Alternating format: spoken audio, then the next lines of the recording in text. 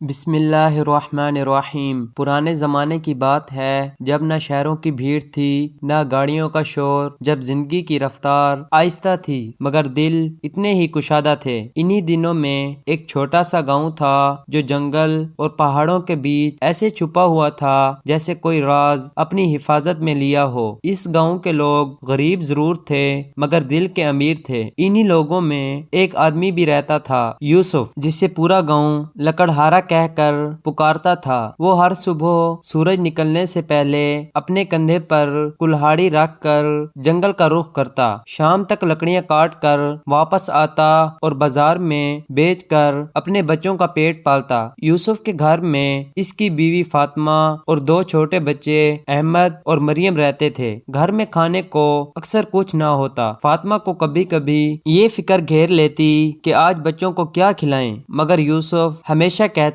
کہ فاطمہ، رزق دینے والا اللہ ہے، اس کی زمین وسیع ہے، اس کی رحمت بے انتہا ہے، ہم بس اپنی کوشش کرتے رہیں۔ ایک دن یوسف حسب معمول جنگل میں گیا تو دیکھا کہ آسمان پر کالے بادل گھیر آئے ہیں، ہوا تیز چل رہی ہے، درختوں کے پتے شور مچا رہے ہیں، گویا بارش آنے کی خبر دے رہے ہوں۔ یوسف نے جلدی جلدی لکڑیاں کاٹنا شروع کی تاکہ بارش سے پہلے گھر پہنچ جائے، مگر ابھی وہ آدھا کام بھی نہ کر پایا تھا کہ زوردار بارش شروع ہو گئی، اتنی تیز کہ اس کے کپڑے پل بھر میں بھیگ گئے۔ لکڑیاں پانی سے شرابور ہو گئیں اور زمین کیچڑ سے بھر گئی۔ وہ ایک درخت کے نیچے پناہ لینے لگا مگر بارش اتنی شدید تھی کہ لکڑیاں مکمل بھیگ گئیں۔ یوسف کے دل میں ایک فکر تیرنے لگی کہ یہ لکڑیاں اب کوئی نہیں خریدے گا، مگر ساتھ ہی اس نے اپنے دل کو سمجھایا کہ اللہ کی ہر چیز میں حکمت ہے، وہ بہتر جانتا ہے۔ بارش رکنے کے بعد یوسف بھیگی لکڑیاں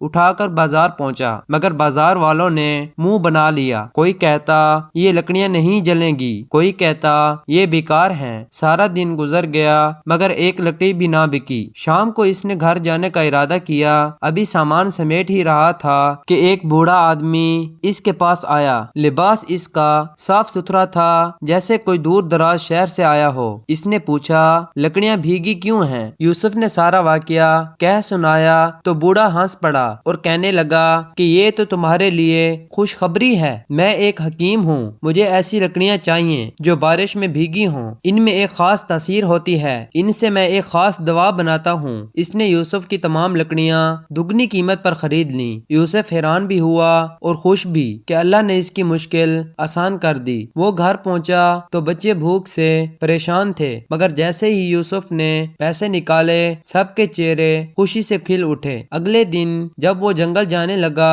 تو دل میں خیال آیا کہ کیوں نہ آج لکڑیاں خود ہی پانی میں بھگو دوں، شاید پھر دگنی قیمت مل جائے، مگر فوراً اس نے اپنے دل کو جھڑکا کہ یہ بے ایمانی ہوگی۔ اللہ کی نعمتوں کا امتحان ہوتا ہے، وہ دھوکہ دینے والوں کو پسند نہیں کرتا، وہ سیدھے راستے پر چل کر ہی رزق چاہتا ہے۔ یوسف جنگل پہنچا تو آج دھوپ خوب نکلی ہوئی تھی۔ اس نے کلہاڑی سنبھالی اور اللہ کا نام لے کر کام شروع کر دیا۔ دوپہر کو جب وہ ایک درخت کے نیچے بیٹھ کر کھانا کھا رہا تھا تو اچانک شور سنائی دیا، لوگ بھاگتے جا رہے تھے۔ یوسف نے پوچھا کیا ہوا؟ کسی نے کہا کہ جنگل میں ڈاکو آ گئے ہیں، سب کا سامان لوٹ رہے ہیں۔ یہ سن کر یوسف کے دل میں خوف پیدا ہوا کیونکہ کل والے پیسے ابھی تک اس کے پاس تھے، مگر فوراً اس نے خود کو سمجھایا کہ رزق کا مالک اللہ ہے، اگر کچھ ہوتا ہے تو اس میں بھی کوئی بھلائی ہوگی۔ ابھی وہ گھر واپس جانے کا سوچ ہی رہا تھا کہ اسے ایک درخت کے پیچھے ایک پریشان حال بوڑھا نظر آیا، وہی حکیم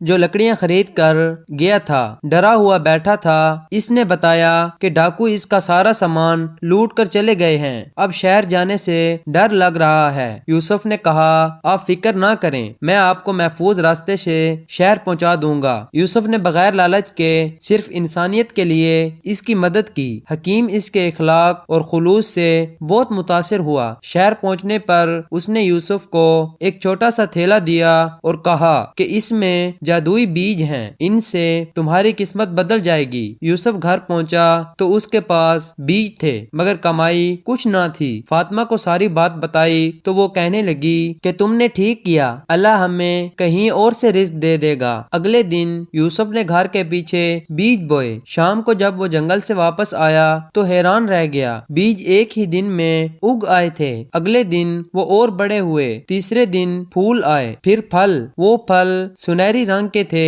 یوسف نے ایک پھل توڑا تو اندر سے چمکتا ہیرا نکلا۔ یوسف حیران، فاطمہ حیران، پورا گھر حیرت میں ڈوبا ہوا۔ یوسف ہیرے لے کر شہر گیا اور جوہری کو دکھائے۔ جوہری نے فوراً کہا کہ یہ دنیا کے نایاب ترین ہیرے ہیں۔ اس نے یوسف کو اتنی دولت دی کہ یوسف کا شمار گاؤں کے امیروں میں ہونے لگا، مگر یوسف ہمیشہ یہ کہتا رہا کہ یہ اللہ کا دیا ہے، اس کی نعمت ہے۔ جب وہ امیر ہوا تو گاؤں کے لوگ طرح طرح کی بات کرنے لگے، کچھ حسد کرنے لگے، کچھ کہتے یہ چور ہے، جائیداد لوٹی ہے، یہاں تک کہ گاؤں کا ظالم زمیندار منصور بھی یوسف پر شک کرنے لگا۔ یوسف نے اس کے سامنے حق بات رکھی مگر وہ نہ مانا۔ پھر ایک رات گاؤں میں آگ لگ گئی، گھروں کے گھر جل گئے۔ یوسف نے اپنا سارا خزانہ نکال کر لوگوں میں بانٹ دیا، ان کی رہائش کا انتظام کیا، کھانا دیا، کپڑے دیے۔ منصور نے یہ دیکھا تو شرمندہ ہو گیا اور یوسف سے معافی مانگی۔ اگلی صبح یوسف نے دیکھا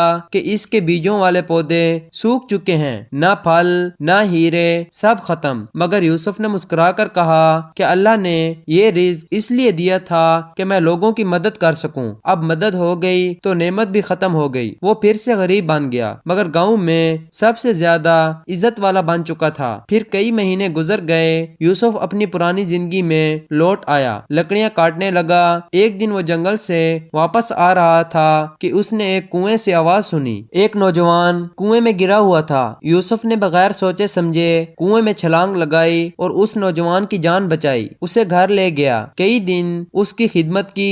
آخر کار وہ جوان ٹھیک ہوا اور کہنے لگا کہ میں کوئی عام لڑکا نہیں ہوں، میں بادشاہ کا بیٹا ہوں، شہزاد علی۔ یوسف حیران رہ گیا۔ شہزادے نے کہا میں اپنے والد کو بتاؤں گا، انہوں نے آپ سے ملنا ہے۔ اگلے دن محل سے سواریاں آئیں، یوسف شہزادے کے ساتھ محل پہنچا۔ بادشاہ نے یوسف کو دیکھا تو کھڑے ہو کر اس کا استقبال کیا، کہا تم نے میرے بیٹے کی جان بچائی ہے، بتاؤ تمہیں کیا چاہیے؟ یوسف نے کہا مجھے کسی انعام کی ضرورت نہیں۔ بادشاہ نے کہا پھر بھی کچھ تو مانگو۔ یوسف نے صرف ایک بات کہی کہ میرے گاؤں کے لوگ پانی کی کمی سے پریشان ہیں، ان کے لیے کنویں کھدوا دیں۔ بادشاہ نے فوراً 3 کنویں، مسجد اور مدرسہ بنانے کا حکم دیا اور ساتھ ایک صندوق یوسف کو دیا کہ گھر جا کر کھولنا۔ یوسف جب گھر پہنچا اور صندوق کھولا تو اس میں تھوڑی سی رقم اور ایک خط تھا۔ خط میں لکھا تھا کہ اصل انعام وہ عزت ہے جو تم نے کمائی ہے۔ اگلے دن دروازے پر دستک ہوئی تو یوسف نے دروازہ کھولا، سامنے وہی بوڑھا حکیم کھڑا تھا، اس کی آنکھوں میں نور تھا۔ وہ مسکرا کر یوسف سے کہنے لگا کہ یوسف تم ہر امتحان میں کامیاب ہوئے، تم نے لالچ نہ کیا، تم نے انسانوں کی مدد کی، تم نے رزق کو اپنا خدا نہ بنایا بلکہ خدا کو اپنا رزق رساں سمجھا، تم نے وہ کچھ کیا